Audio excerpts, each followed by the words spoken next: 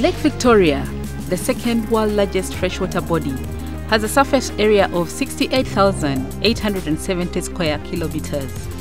It has a mean depth of 40 meters and a maximum depth of 80 meters.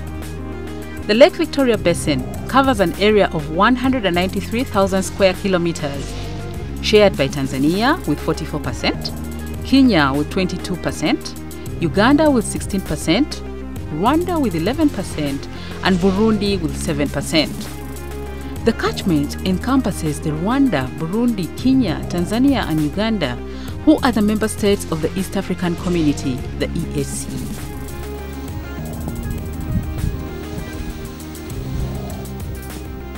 The gross annual economic product from Lake Victoria catchment is in the order of $3 to 4 billion, and it supports an estimated population of over 25 million at per capita annual incomes in the range of 90 to 270 US billion.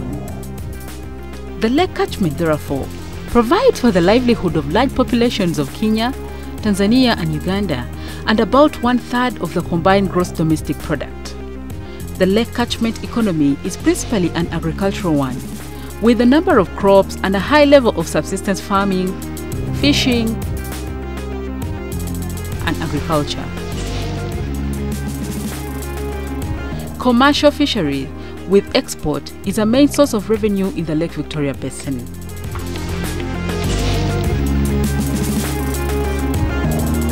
Today, the explosive proliferation of the water hyacinth, one of the worst aquatic weed in the lake, is taking a heavy toll on many people who derive livelihoods from the lake. The water hyacinth and other invasive aquatic weeds, once established, are very difficult to manage because it spreads through contaminated water that spreads its seeds as the water flows.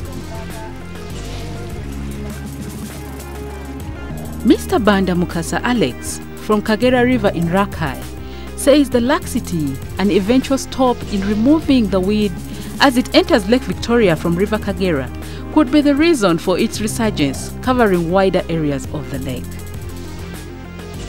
The water hyacinth had reduced, was reducing until they had to suspend that one. Either I don't know from the reason why they are suspended and brought these machines. But at the moment, the hyacinth is too much. It is too much because of the water level.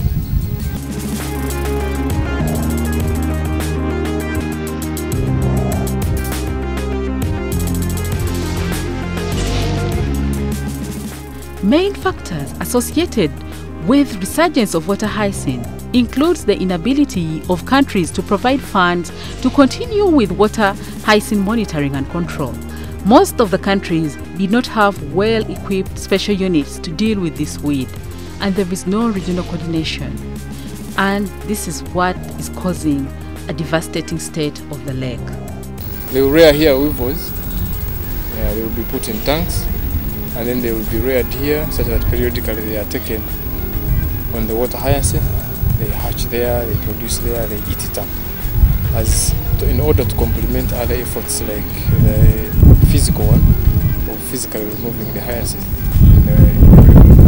But we believe this would be also sustainable since the weevils continue multiplying, and they continue restocking the weevil rearing station with enough of them to make sure it continues to fight the water hyacinth. The effects are many, but one, they affect the fishing.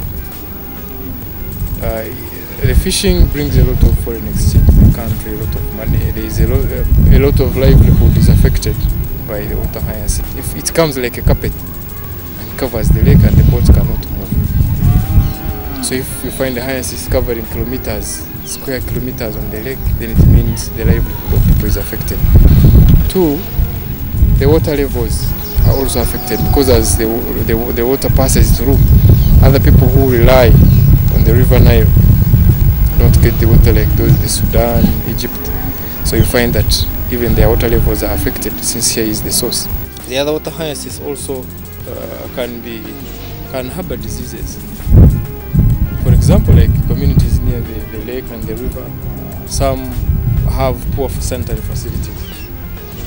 So if Salmonella is on the lake and survives, you find cholera rampant, dysentery, etc. So waterborne diseases can be rampant. The Lake Victoria Basin, through the Lake Victoria Environment Management Project 2, have established the Lake Victoria Basin Water Hyacinth Surveillance, Monitoring and Control Strategy.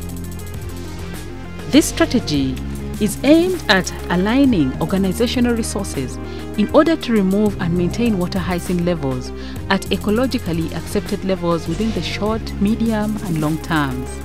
And what could be the other factors leading to the resurgence of this invasive water weed? In most cases, raw sewage is actually discharged into the lake. This is a factor that is also contributing to the rapid growth of water hyacinth. As you'll realize, water hyacinth basically feeds on the nutrients.